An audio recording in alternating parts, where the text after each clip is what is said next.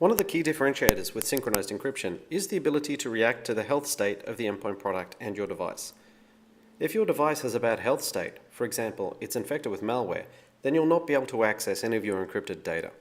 Firstly, let's look at a good health state. When this is the case, you can see that you can seamlessly access all your encrypted content and that everything appears to be normal. If we go to the system preferences for the SafeGuard product, you will see that you have one or more keys on your device. This means that everything's in a good state, everything's looking fine. Now let's assume for a second that this machine is infected with malware that's dormant. At one point, that malware will wake up to perform its malicious activities. As soon as the endpoint product detects the malware is waking up, it will communicate with the encryption product via the endpoint heartbeat to advise it that malware is present. The encryption functionality can then react to this, removing the local copy of your encryption keys and advise you that this has occurred. You will notice as well that the status displayed in the SafeGuard icon on the menu bar has also changed.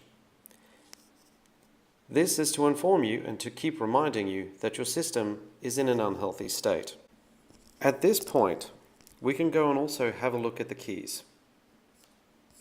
And then we'll notice once again through the system preferences that there are no keys present on this system. And you'll also receive another informational message saying that the computer or the device may not be secure.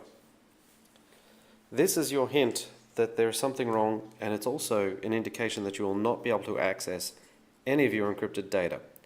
If you have no encryption keys on the system, you will not be able to access any of your encrypted content. Now the endpoint product will do what it does best and clean up the infection.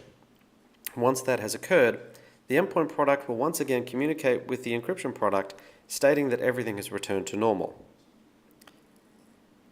Once the encryption product receives this notification, it will display the proper advisory message to you and ask you to authenticate. It's always good to know that it's you behind the computer. After you authenticate, it will reload the encryption keys from the server.